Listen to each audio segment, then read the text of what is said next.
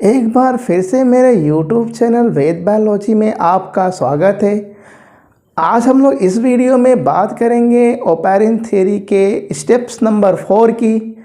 इसके पहले steps number जो 3 है उसके लास्ट तक जो है वो ओशियानिक जो हॉट सूप था उसका फॉर्मेशन हो गया था, जो कि सिंपल और कम्प्लेक्स ऑर्गेनिक मॉलिक्यूल कंटेन कर रहा था। उसी के आगे स्टेप्स नंबर 4 में हम लोग डिस्कस करेंगे किस तरह से ये हॉट ओशियानिक जो सूप था, या जिसको कि प्री बायोन्ड सूप बोल रहे हैं, इससे किस तरह से कोलाइडल पार्टिकल और फिर कोलाइडल सिस्टम, माइक्रोस्फीयर और क्रोसर का फॉर्मेशन हुआ है। और एक बार अगर क्रोसर का फॉर्मेशन हो भी गया है तो आगे किस तरह से आगे का जो ये सिस्टम डेवलप हुआ है, ये सारी इन सभी चीज़ों के बारे में आज हम इस वीडियो में डिस्कस करने वाले हैं। तो बिना कुछ लेट किए आइए हम लोग स्टार्ट करते हैं आज का वीडियो।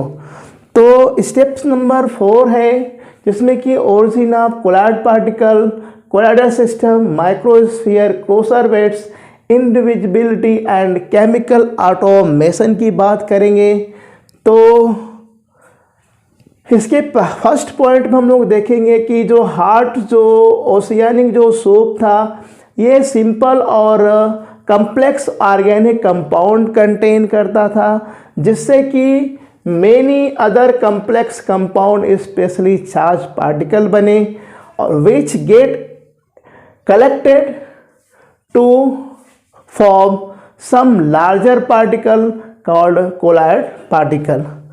तो ओशियानिक जो सूप था उसमें जो सिंपल और कम्प्लेक्स ऑर्गेनिक मॉलिक्यूल थे वे आपस में एक दूसरे के पास आए, क्योंकि वो अपोजिटिवली चार्ज थे। वो चार्ज की वजह से एक दूसरे के पास आए और वो एग्रीगेट हुए। एग्रीगेट होकर के कोलाइडल पार्टिकल का फॉर्मेशन किए। लेकिन ये जो कोलाइडल पार्टिकल है अभी भी यह ओशियानिक जो वाटर था उस समय का प्रिमिटिव, उसमें अभी भी यह डिसॉल्व फॉर्म में भी पड़ा हुआ था, क्योंकि कोलाइडल पार्टिकल्स होते हैं इनकी जो साइज होती है वो ट्रू सोल्यूशन के पार्टिकल से और सस्पेंसर के पार्टिकल्स के बीच की साइज होती है। तो अभी भी जो कोलाइड पार्टिकल्स होते हैं ये नेकेड आई से जो नहीं दिख पाते हैं प्रॉपरली। तो ये जो कोलाइड पार्टिकल्स बने ये भी ओशियानिक जो वाटर है उसमें डिसॉल्व फॉर्म में पड़े रहे। तो ये हो गया फर्स्ट पॉइंट के बारे में, जिसमें कि हम लोग जाने कि कोलाइडल पार्टिकल बना और वो अब भी ओशियानिक वाटर में क्या है, डिसॉल्व फॉर्म में पड़ा हुआ है। अब आगे के पॉइंट में हम लोग बात करेंगे कि this colloidal particle get aggregated in a small insoluble droplet called colloidal system। तो ये कोलाइडल जो पार्टिकल्स थे ये एग्रीगेट होकर के जब ये स्मॉल इनसोल्यूबल ड्रॉपलेट में कन्वर्ट हो गए, बदले, तो इन्हें कोलाइडल सिस्टम नाम दिया गया। तो अभी जो कोलाइडल पार्टिकल जो कि वाटर में जो टोटली जो है वो डिसॉल्व थे, अब वो एग्रीगेट होकर के वो इनसोल्यूबल फॉर्म में आना शुरू हो गए हैं।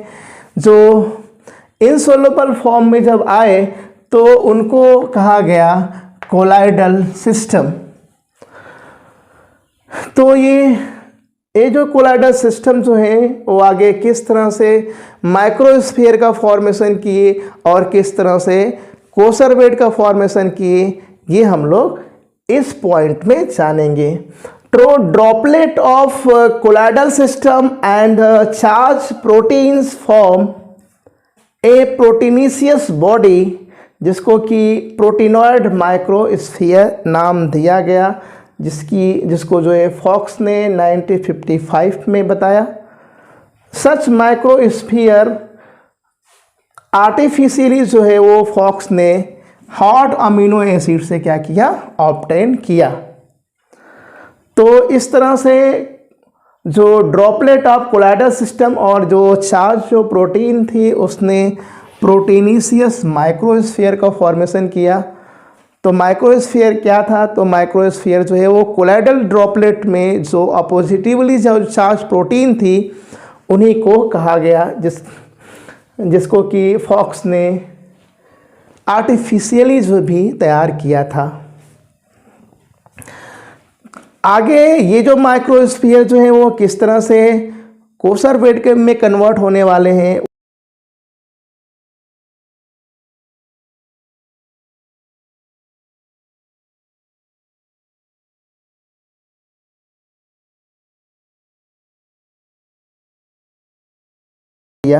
such type of artificial coarser weight also formed by the operine from gelatin and gum। तो कोलाइडल सिस्टम केमिस्ट्री में भी आप लोगों ने जब पढ़ा है, जैसे स्टार्च पाउडर भी एक कोलाइडल सिस्टम का एग्जाम्पल है, उस तरह जिलेटिन और गम से ओपेरिन ने कुछ इस तरह के कोलाइडल जो कोसर वेट का जो है वो क्या फॉर्मेशन किया, आर्टिफिशियल क्रोसोवेटर बनाए। Coacervate was the precursor structure of first living cell. तो कोसर वेट जो है वो फर्स्ट लिविंग सेल का प्रिकर्सर स्ट्रक्चर था, जिसको कि इसीलिए इस कोसर वेट को प्री बायोन्ट या प्रोटोबायोन्ट या प्रोटोसेल भी कहा गया। तो इस तरह से कोसर वेट का भी फॉर्मेशन हो गया माइक्रोस्फीयर से, और जो माइक्रोस्फीयर के एग्रीगेशन से बिगर पार्टिकल का फॉर्मेशन हुआ, और ये बिगर पार्टिकल को कोसर वेट बताया गया। और ये कोसर वेट जो है वो लिविंग सेल के जैसे स्ट्रक्चर्स के फॉर्म में बने सबसे पहले, इसीलिए कोसर वेट को जो है वो क्या प्री बायोन्ट प्रोटोसेल्स या प्रोटोबायोन्ट कहा गया। तो प्रोटोबायोन्ट क्या होते हैं, अब हम इसके बारे में जानेंगे।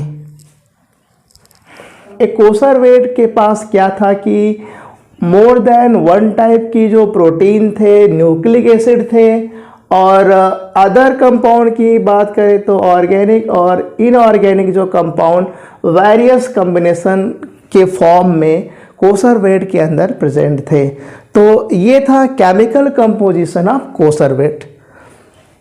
कोसर वेट जो थे वो इनसोल्यूबल थे इन ओशियानिक वाटर, और इन्होंने एक लिमिटिंग मेम्ब्रेन का फॉर्मेशन किया जो कि फैटी एसिड जैसे लेसिथिन और सिफेलिन जैसे फैटी एसिड का बना हुआ था अराउंड द सरफेस। तो इस तरह से फैटी एसिड की जो है वो जो है लेयर लिमिटिंग मेम्ब्रेन बन गई अराउंड द कोसर वेट, और यह कुछ न कुछ जो है वो धीरे धीरे जो है वो सेलुलर स्ट्रक्चर की ओर जो है कोसर वेट का जो स्ट्रक्चर है वो बढ़ रहा है। Some proteins within this coacervate in surrounding structures combine with inorganic molecule जैसे कि आयरन है, कॉपर है, निकिल है, मैग्नीज है, और ये स्टार्ट करना शुरू कर दिए, एंजाइम की तरह वर्क करना शुरू कर दिए, जिसको कि एक ऑर्गेनिक कैटलिस्ट कहा गया। यानी कि कुछ molecule organic molecule within this structures combined with iron, copper and nickel. तो आज भी अगर देखो तो एंजाइम जो है वो प्रोटीन बॉडी और कोफैक्टर का बना हुआ है, जिसमें कि कोफैक्टर जो होते हैं वो ऑर्गेनिक नेचर के भी होते हैं और इनऑर्गेनिक नेचर के भी होते हैं। एपो एंजाइम और कोफैक्टर जो है मिलकर के होलो एंजाइम का फॉर्मेशन करते हैं। तो इसी टाइप का कुछ सिस्टम जो है वो डेवलप कर गया। कोसर वेट के अंदर जो प्रोटीन थी उसने इनऑर्गेनिक जो कोफैक्टर है उसके साथ कंबाइन करके कुछ एंजाइम जैसे एक्टिविटी जो है वो क्रिएट करना शुरू कर दी, और इस तरह से ये सारे मॉलिक्यूल जो है वो एंजाइम की तरह वर्क किए, और ये एंजाइम और इनको क्या कहा गया, ऑर्गेनिक कैटलिस्ट कहा गया, बायो कैटलिस्ट कहा गया। और इनकी अब ये जब एक बार बने तो उन्होंने क्या परफॉर्म किया कि the compound inside the coacervate due to enzymatic action start decompose, और इस तरह से जो कोसर वेट के अंदर जो दूसरे टाइप टाइप के जो कंपाउंड थे, एंजाइमेटिक एक्शन की वजह से वो ब्रेकडाउन हो करके उन्होंने न्यू सबस्टेंसेस का फॉर्मेशन किया उस कोसर वेट के अंदर, या करना शुरू कर दिया। Decomposition activity of coacervate is as like fermentation. तो कोसर वेट की ये जो एक्टिविटी थी वो फर्मेंटेशन जैसी एक्टिविटी थी, और इस एक्टिविटी के थ्रू जो है वो एनर्जी रिलीज हुई, जिसका कि यूज हुआ सिंथेटिक प्रोसेस में, दूसरे केमिकल के फॉर्मेशन में इस एनर्जी का यूज हुआ। This activity is like anaerobic respiration.